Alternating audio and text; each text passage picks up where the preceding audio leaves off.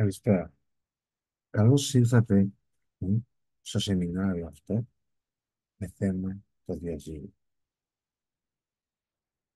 Θα διαμοιράσω την οθόνη προκειμένου να κάνουμε μια σύντομη εισαγωγή στη θεματολογία του σεμινάριου και να δούμε αναλυτικά τα ζητήματα τα οποία θα μας απασχολήσουν.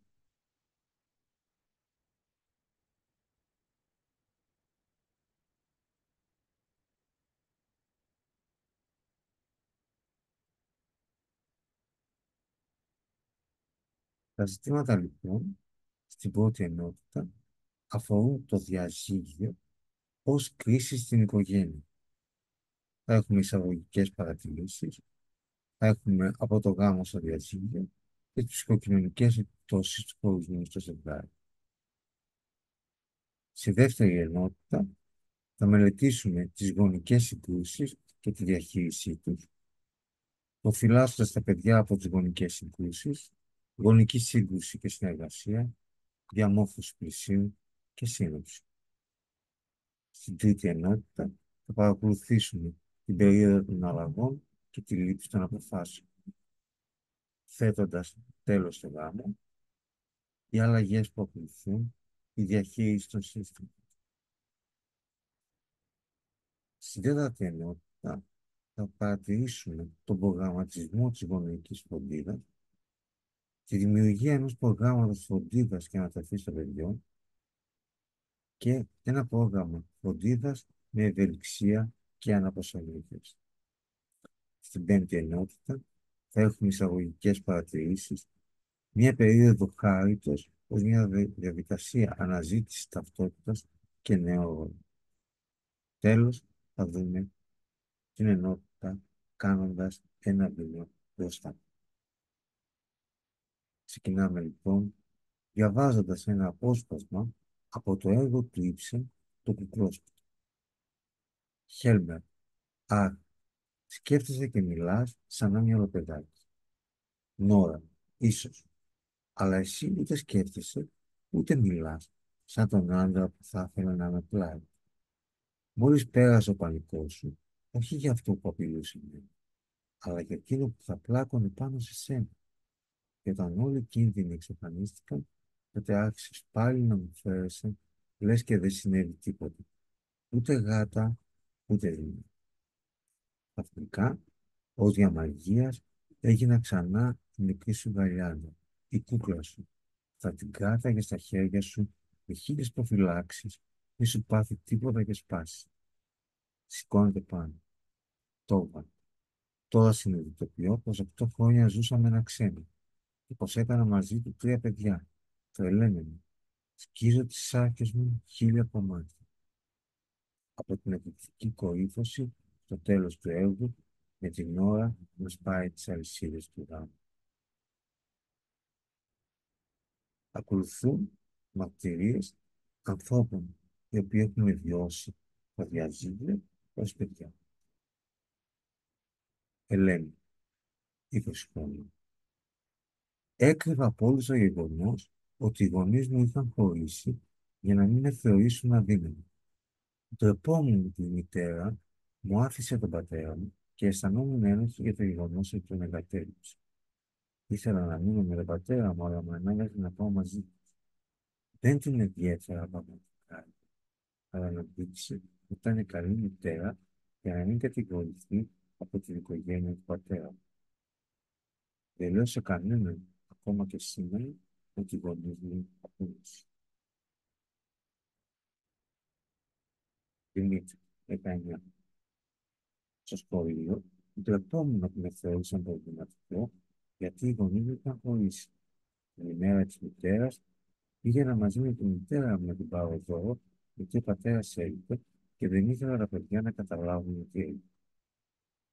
Η μητέρα μου δεν μου επέτρεπε να πάω στο σχολείο και να χωρίσει με τον πατέρα μου.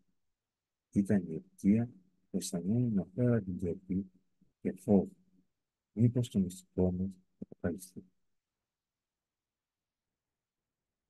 Στο σημείο αυτό, θα σας προσκαλέσω να γράψετε Με τη μέθοδο της αυτόματης γραφής, συναισθήματα, σκέψεις και αναμνήσεις που αναδύονται στο άκουσμα των αποσπασμάτων αυτών. Μπορείτε να διερευνήσετε τον τρόπο με τον οποίο σας αφορούν σε επίπεδο συναισθημάτων, σκέψεων και βιωμάτων. Πριν αρχίσετε την καταγραφή, θα μπορούσαμε να επικεντρώσετε για λίγο στην αναπτύξη. Η πλάτη να είναι σε ευθεία γραμμή και να επιτρέψετε τα συναισθήματα και τις σκέψεις να έρθουν στην επιφάνεια απλώς παρατηρώντας τα. Παρατηρείτε πότε και με αφορμή ποιο γεγονός παρουσιάζονται σήμερα στη ζωή σας. Μπορείτε να κάνετε την καταγραφή όσες φορές χρειαστεί. Στο τέλος, μπορείτε να δημιουργήσετε μια διαδικασία απελευθέρωσης, καθώς έρχεστε και συνδέεστε με τα συναισθήματα αυτά, ενδεχομένως παραμένουν αποθυμένα όπως τα λέγαμε, απελευθερώνοντάς τα και συνδέοντας αισθανόμενη τη σύνδεση με τον αυθεντικό σας εαυτό.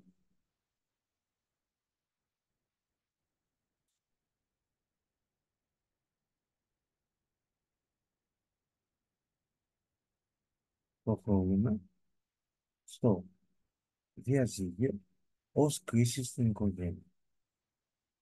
Προσδοκόμενα μαθησιακά αποτελέσματα. Στο πλαίσιο της ενότητας αυτής, θα αποκτήσουμε μια γενική εικόνα για το μέγεθος του φαινομένου, θα γνωρίσουμε τα κριτήρια με τα οποία διαφοροποιούν οι αιτίες ενός διαζυγίου, τον τρόπο με τον οποίο επιλαμβάνεται η διαδικασία χωρισμού μια κατάσταση κρίσης για την οικογένεια και τέταρτον, τα στάδια του χωρισμού. Εισαγωγικές παρατηρήσεις. Η κρίση των θεσμών και των αξιών που χαρακτηρίζει την ύστερη νεωτερικότητα επηρεάζει καθοριστικά και την οικογένεια. Η κρίση, όπως εκφράζεται στην μεταβαλλόμενη πραγματικότητα, θέτει την οικογένεια σε μια μεταβατική φάση, η οποία έχει ως αποτέλεσμα την αύξηση των διαζυγίων. Στην πρώτη ενότητα θα περιγραφούν οι εξωσυζυγικοί και ενδοσυζυγικοί επιβαρυντικοί παράγοντες που οδηγούν στο διαζύγιο. Περιγράφονται ακόμα τα στάδια του χωρισμού, η ενδεχομενική του χρονική διάρκεια, τα συναισθήματα που ανακοινούνται και βιώνονται στους ανθρώπους του χωρισμού. Στη δεύτερη ενότητα θα μελετήσουμε τις ψυχοκοινωνικές επιπτώσεις του χωρισμού και του διαζυγίου. Η διεργασία του χωρισμού επηρεάζει τον κάθε άνθρωπο με τρόπο μοναδικό. Το διαζύγιο βιώνεται ως επώδυνη εμπειρία που είναι δυνατόν να συνοδεύονται από συναισθήματα της εγκατάλειψης, της προδοσίας, της θυμού, της απώλειας, της ντροπής, της ενοχής και της αποτυχίας. Ταυτόχρονα δημιουργούνται ζητήματα που αφορούν την οικονομική, κοινωνική θέση του ατόμου και επηρεάζουν αποφασιστικά τη ζωή του ζευγαριού του χωρισμού.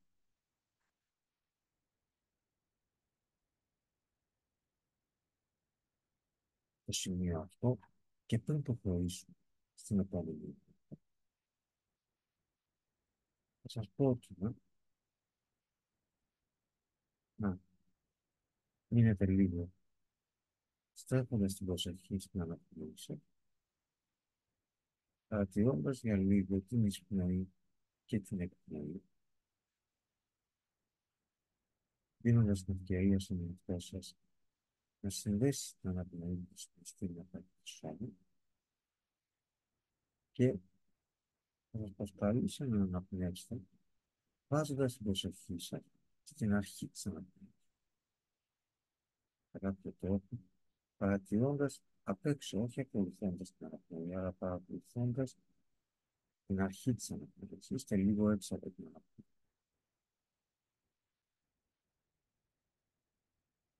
Και να παρατηρήσετε λίγο πώς είστε αυτή τη στιγμή, πώς αισθάνεστε στο σώμα, ποια συναισθήματα υπάρχουν και ποιες σκέψεις έχουν εννοηθεί. Να επιτρέψετε κάθε σκέψη, κάθε συναίσθημα και κάθε σωματική έκφραση να βιωθεί, να έρθει πάλι και πάλι με τη μέθοδο της αυτόματης γραφής μπορείτε να ολοκληρώσετε το κεφάλαιο αυτό.